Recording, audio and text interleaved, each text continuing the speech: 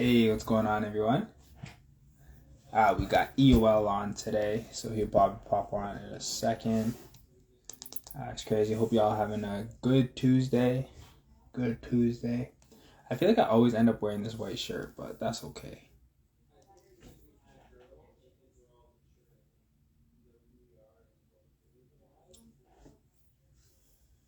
Give me one second. It should be in here momentarily.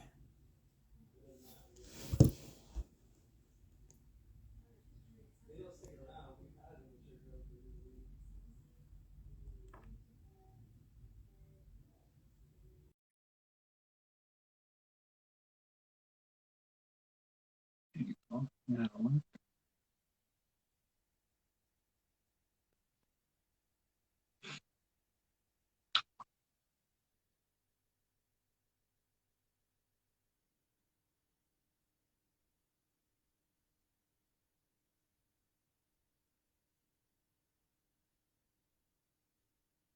I'll give him another minute. If not, I'll pop off and see if I can go grab him.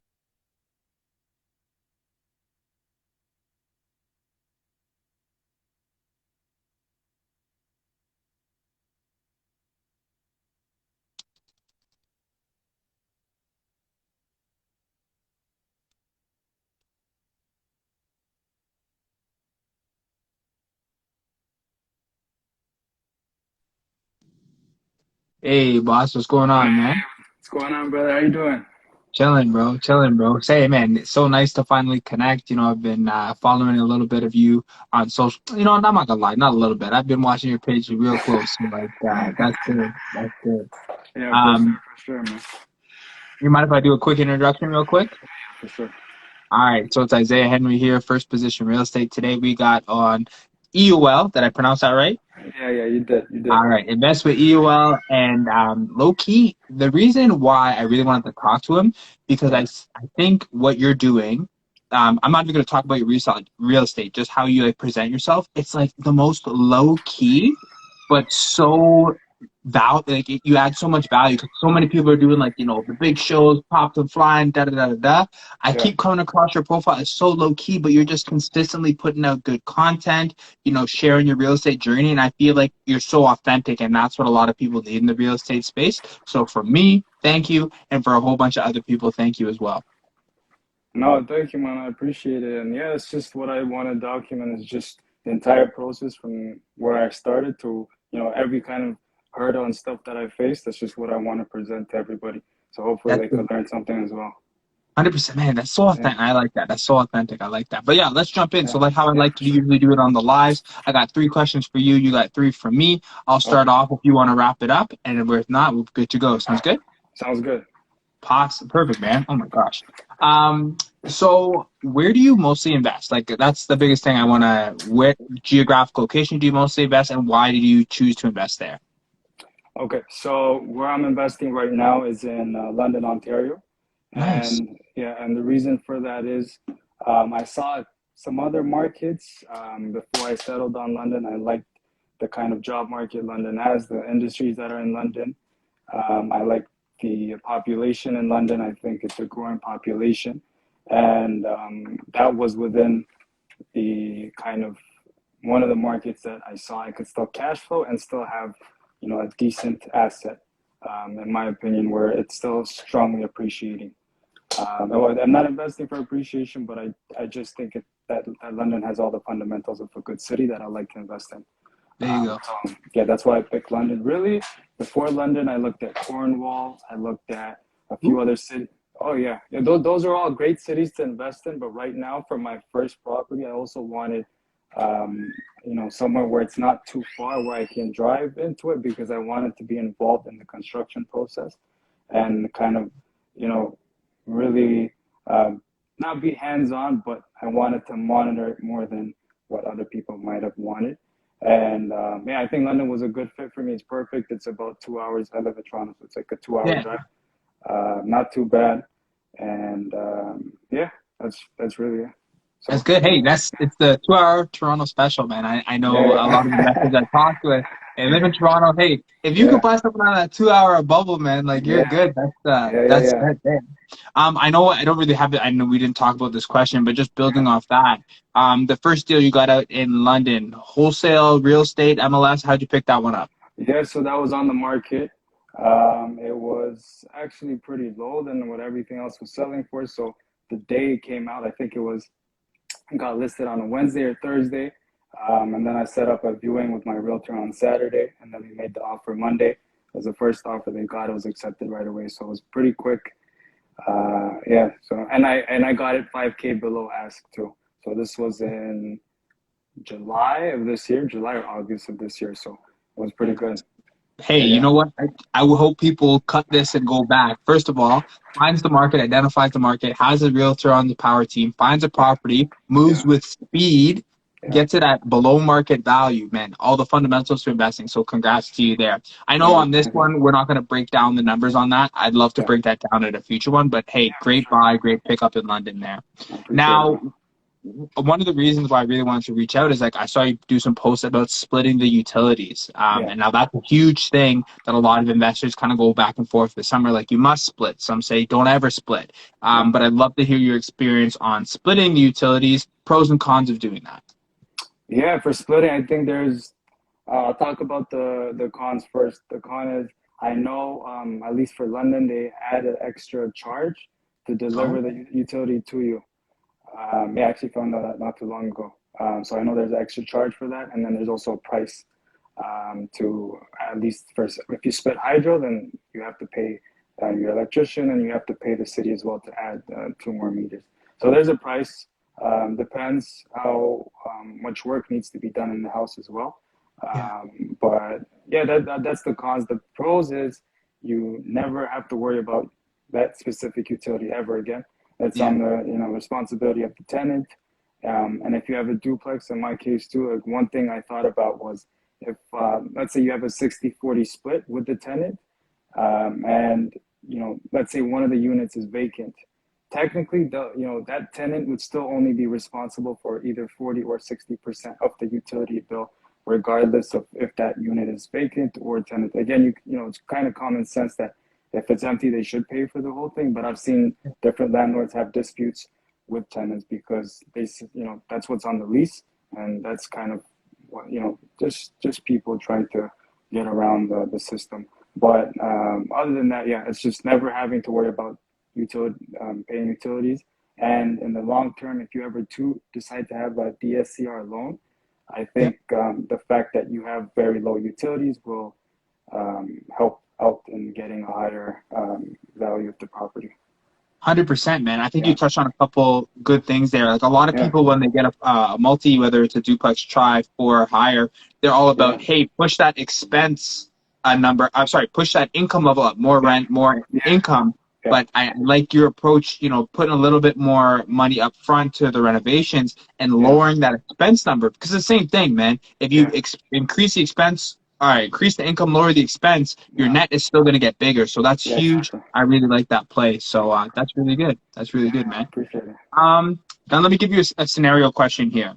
Yeah, So you got your meters all split up. It's good, right? But you get a tenant and he's missing rent, by a few days each month. What's yeah. your game plan as a landlord to control that situation? First, I would always do what I can to protect myself legally. So I think it's an N4 I'd have to file as soon as they miss rent. So I would file that N4. And really, I'll just go and talk to the tenant and say, like, hey, man, like, what's going on, all right? What's going on? What's causing you to not pay? And just have an actual conversation and figure out, what's causing it, and try to work out a resolution with the tenant because.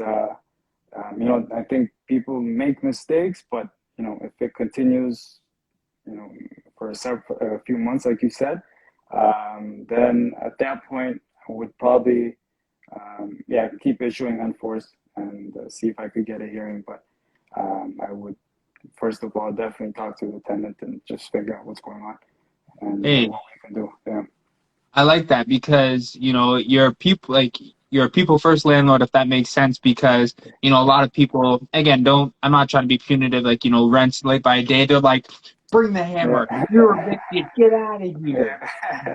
But like, yo, there's still people, right? Like, I Yeah, get yeah, stuff comes up. Like, don't get me wrong. Don't miss yeah, my rent. Don't play with me that way. yeah, yeah, But for I sure. get stuff comes up.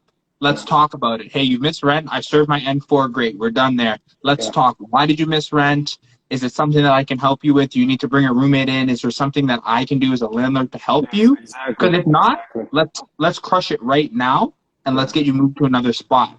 I'm not yeah, doing this for 6, 7 months. So let's, yeah, have that conversation.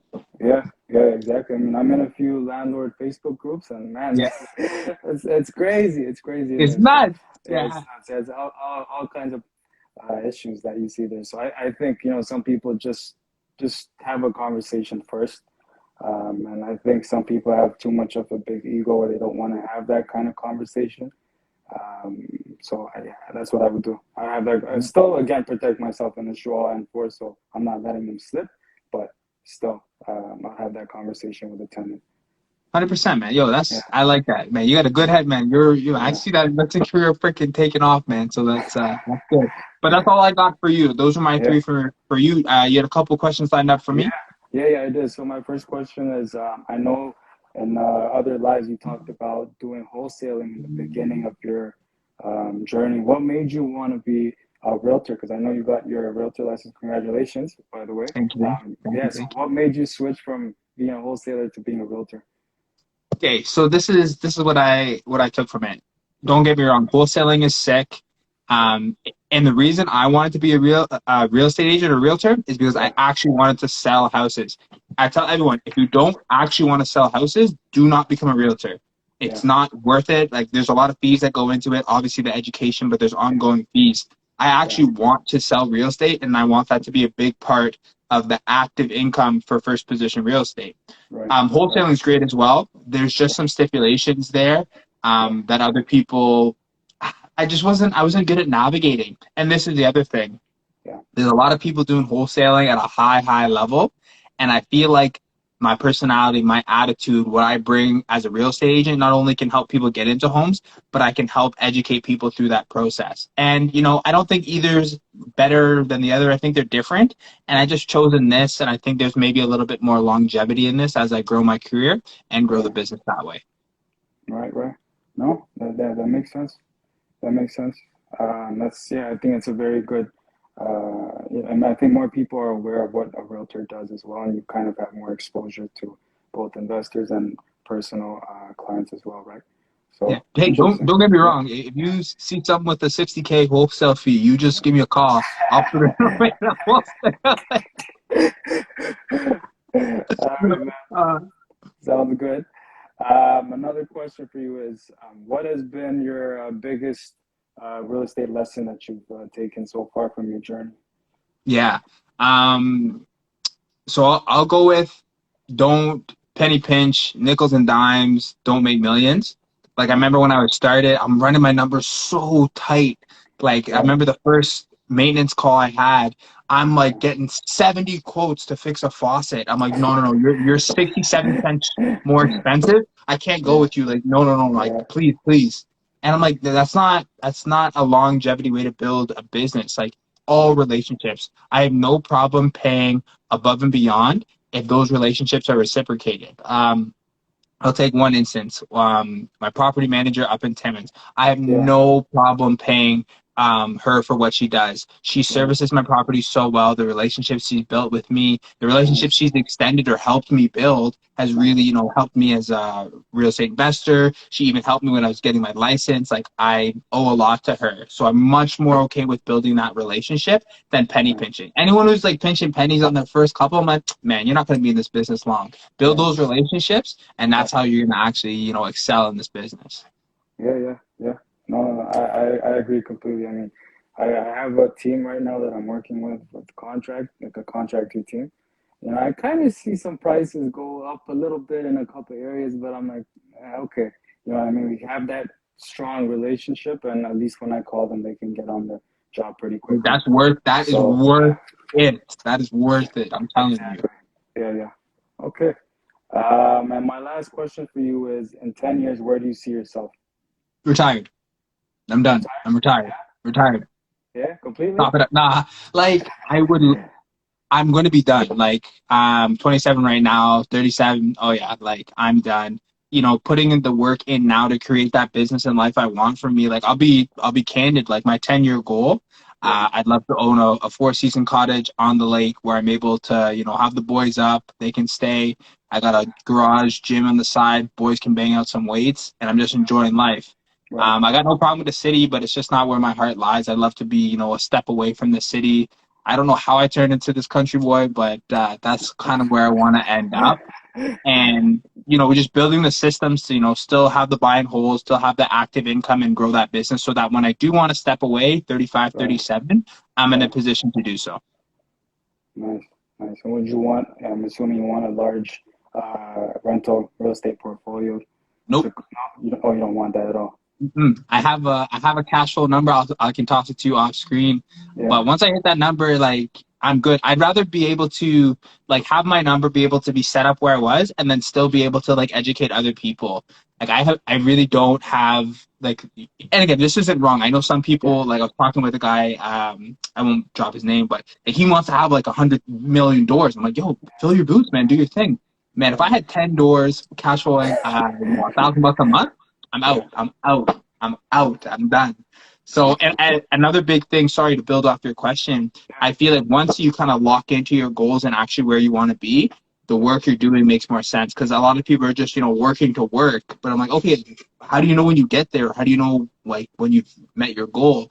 So I feel like being able to be intentional with what you're doing and your goals has really helped me grow the business that way. Yeah, absolutely. That's why I asked. That's why I asked it. You know, I mean, a lot of newer investors just want to, you know, a lot of doors, but you have a set number and you kind of have the exit plan too. So, Yeah. yeah, man, that's it, You man. know, I'll Congratulations. flip Hope it to you, that's man. it. Yeah. 10 years from now, we're looking 2032. Like, where do you see yourself? Right now, man, to be honest, like, I would want a very, very large real estate portfolio. That's my Yeah, guy.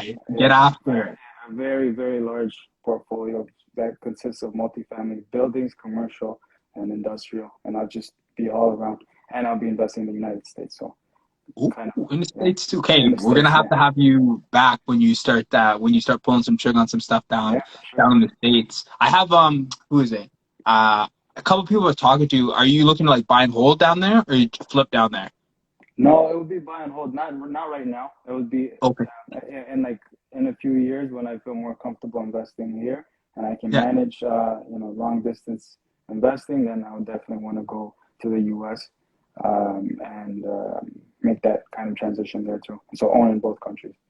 Nice. Man, Yeah, that is sweet. I love to hear like big goals like that. I like to hear people like because some people are soft with it, like, oh, I don't know, maybe one or two. Nah, yeah, forget that. Like I love that big goal, like bridge, man. Just yeah, take over man. the world.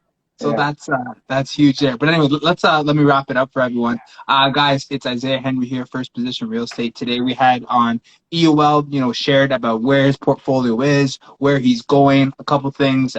We talked about wholesaling versus being a realtor, some things about utilities, and some things about mindset and growing your team. Ewa, where can people find out more about you? Where can they follow your journey? yeah. So you guys can follow me on Instagram. My handle is Invest with EOL, and I share my journey there. And feel free to DM me anytime. Excellent, excellent. And you're out in London, right? You're investing out in London? I'm investing in London. Yeah. Perfect. Hey guys, you guys any London questions? You know, that's the boy right there. Ewell, thank you so much. And we're gonna have you back soon. I can just see your portfolio literally just about to take off. So I'm excited for you, man. Thank you, man. I appreciate you doing this, man. And yeah, for sure. Not a problem. Take care, bro. All right, brother.